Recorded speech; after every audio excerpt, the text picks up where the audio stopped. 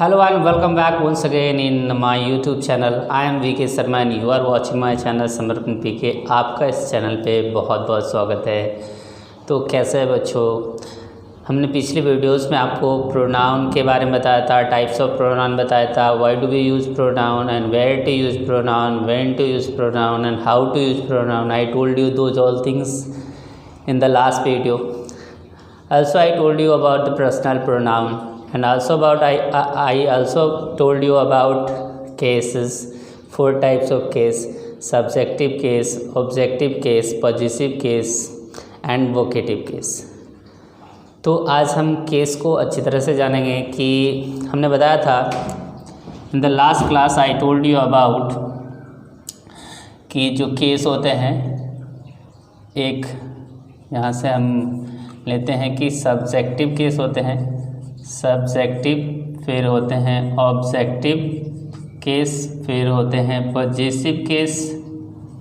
Okay, possessive case. तो ये जो 3 केस होते हैं, यहाँ पर क्या होता है 3 केस के बीच में, यहाँ पे 2 होते हैं, एक पॉजेसिव एडजेक्टिव होते हैं और एक पॉजेसिव प्रोनाउन होते हैं। तो ये भी चीज़ें आपको समझनी ज़रूरी है। तो ये देखिए, ये हमने लास्ट क्लास में बताया था कि subjective case is also known as nominative case, nominative case, and objective case is also known as accusative case, and possessive case is also known as genitive case, as I told you in the last class. I also told you about this persons, I, me, my, mine, we, us, our, ours, he, him, his। First person हो गया, अभी second लेते हैं। तो you, your, yours, your and yours, he, him, him, his, फिर she, her, hers, फिर they, them, their, theirs, फिर it and its, और इसमें नहीं होता। तो ये हमने बता दिया है पहले ही, हमने पिछले वीडियो में हमने ये चर्चा किया था केस के बारे में। तो वो मैं फिर से यहाँ पे लिख दिया हूँ। ये आई वी जो है ये फर्स्ट पर्सन है, फर्स्ट है, और यू वाला जो है सेकेंड है, और बाकी जो ये बचे ये सारा थर्ड पर्सन है। तो आप देख सकते हैं यहाँ टेबल हमने फिर से बना रखा है, यही हमने लास्ट क्लास में बताया था। तो हमने बताया था कि आपको यहाँ देखिएगा, ये जो यू यहाँ पे आप देख रहे हो, सब्जेक्टिव केस में भी यू है और ऑब्जेक्टिव केस में भी यू है। आप देख रहे हो सब्जेक्टिव केस में भी इट है और ऑब्जेक्टिव केस में भी इट है। आप देख रहे हो यहाँ ऑब्जेक्टिव में भी हर है और पॉजेसिव एडजेक्टिव में भी हर है। आप देख रहे हो कि पॉजेसिव एडजेक्टिव में भी हिज है और पॉजेसिव प्रोनाउन में भी हिज है। तो हमने बताया था एक ही सूरत का आदमी 2 घर में क्या कर रहा है। और दूसरी सबसे इम्पोर्टेंट बात तो यह है कि अगर जब वो हमारे सामने आएगा तो मुझे कैसे पता चलेगा कि ये किस घर से आए। तो चलो मैं बताता हूँ। तो यू सबसे पहले यहाँ से स्टार्ट करते हैं कि यू सब्जेक्ट भी है और यू ऑब्जेक्ट भी है। तो कैसे हम समझेंगे, अभी जो खड़ा है मेरे सामने यू, वो सब्जेक्ट है या ऑब्जेक्ट। तो चलिए समझते हैं। यू के बाद अगर वर्ब होता है तो वो क्या होता है, सब्जेक्ट होता है। इस बात को ध्यान देना है आपको। यू के बाद वर्ब होगा तो क्या होगा, सब्जेक्ट होगा।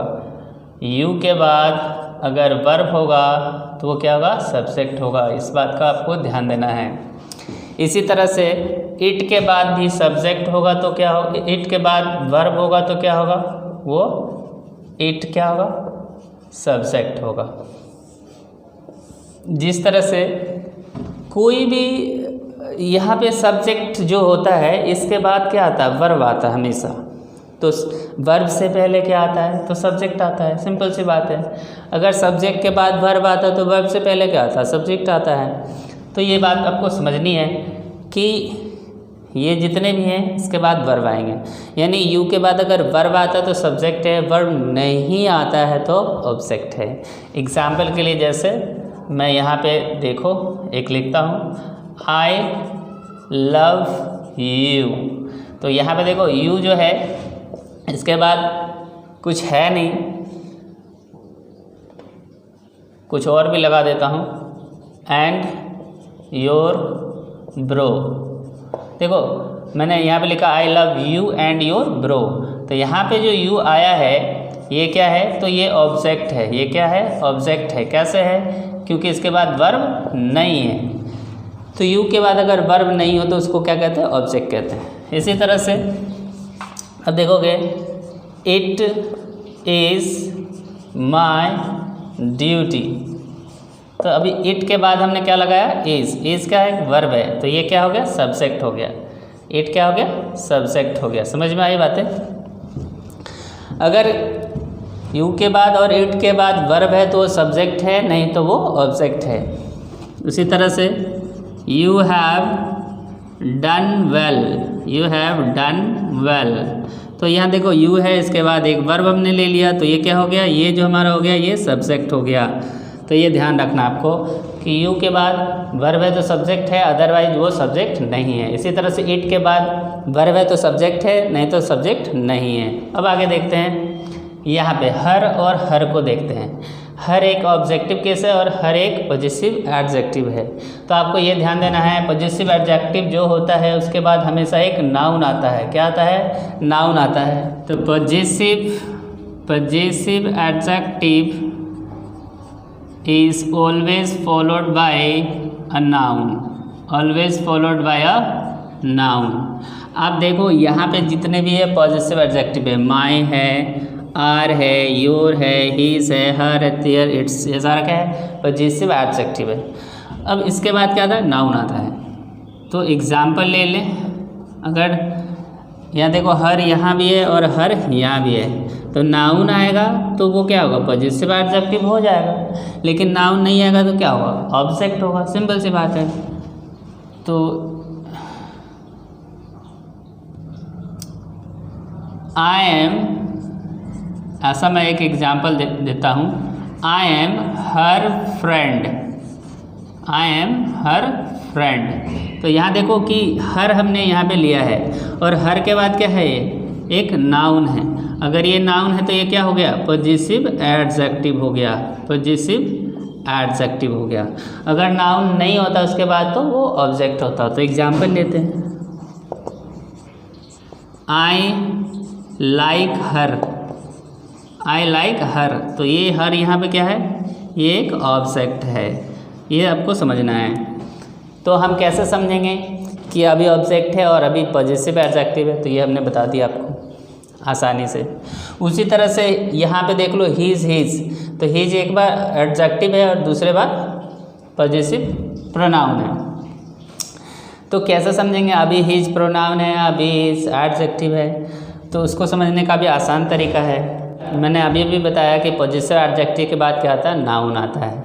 तो यहाँ पे हीज है तो इसके बाद नाउन आएगा तो पॉजिटिव एडजेक्टिव हो जाएगा। अगर नाउन नहीं आएगा तो पॉजिटिव प्रोनाउन हो जाएगा। तो I am his teacher.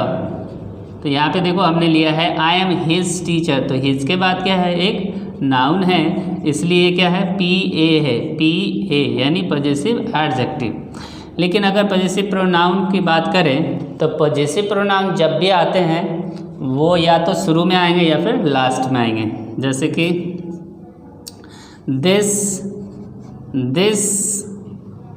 Pen is his, यह पेन उसका है। तो ये जो हिज है ये पॉजिटिव प्रोनाउन है यानी पीपी है। और यहाँ पे क्या है? तो वो पॉजिटिव एडजेक्टिव है। क्यों? क्योंकि इसके बाद नाउन है, इसके बाद नाउन नहीं है। बस इतना ही फ़र्क है।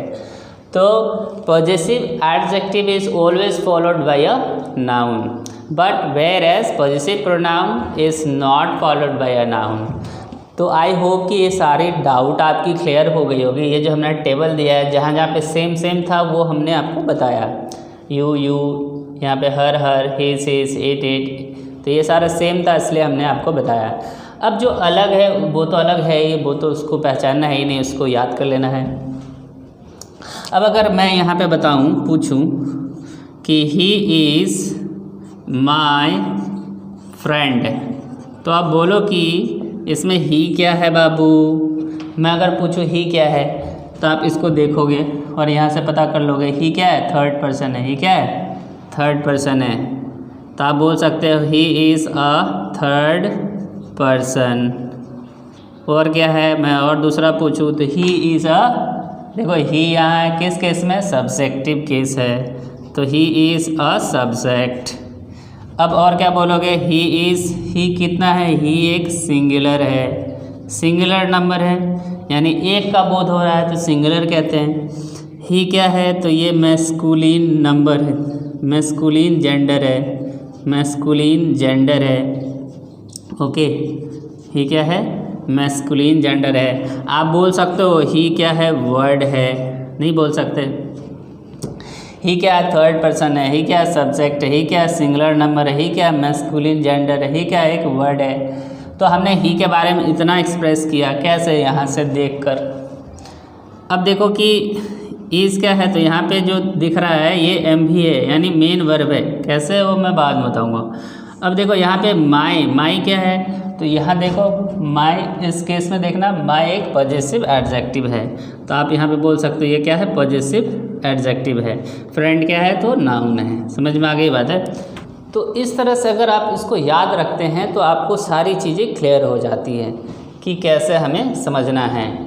हर एक चीज़ आप इसको याद रखें ताकि आप आसानी से इसको डील कर सकें। अब अगर पूछ दिया जाए कि you are his student, you are his student, तो यहाँ पे देखो हिज है, तो हिज क्या है, पूछेगा हिज क्या है, तो आप देख रहे हो यहाँ पे हिज के बाद क्या लगा है, नाउन लगा है, तो हम बोलेंगे ये क्या है, पॉजेसिव एडजेक्टिव है। अब देखो यहाँ पे हिज है ना। आई होप कि ये सारी बातें आपको क्लियर हो गई होगी। तो ये जितने भी ये देख रहे हो सब्जेक्टिव और ऑब्जेक्टिव केस, ये सारे कौन से प्रोनाउन हैं, तो ये जो जितने भी है ये पर्सनल प्रोनाउन है। कौन से प्रोनाउन है, पर्सनल प्रोनाउन। अभी हमने बताया था पिछली वीडियो में पर्सनल प्रोनाउन के बारे में। तो जितने भी ये तीनों पर्सन जो होते हैं, इन सारे पर्सन को हम पर्सनल प्रोनाउन के अंतर्गत रखते हैं। तो हम इसको ये भी कह सकते हैं ही क्या है, ही, अगर यहाँ पे हम ये भी कह सकते हैं कि ही एक पर्सनल प्रोनाउन है, पर्सनल प्रोनाउन है। प्रोनाउन है लेकिन कौन सा है, पर्सनल प्रोनाउन। क्यों, क्योंकि वह पर्सन से निकला हुआ। पर्सन कितने, तो 3 होते हैं। अब आपको समझना है एरर्स, यानी कि यहाँ क्या होता है कि जब तीनों पर्सन एक साथ यूज होता है, किसी सेंटेंस में तीनों पर्सन एक साथ यूज होता है, तो हम उसे 2, 3, 1 के फॉर्म में यूज़ करते हैं। यानी 2, 3, 1, यानी पहले सेकेंड, फिर थर्ड, फिर फर्स्ट पर्सन। तो यहाँ पे देखिए एक एग्जांपल लेता हूँ मैं। जैसे रहेगा I, you and he are busy.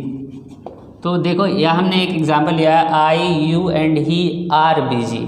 तो ये जो है फर्स्ट पर्सन है, ये जो है हमारा सेकेंड पर्सन है, और ही जो है हमारा थर्ड पर्सन है।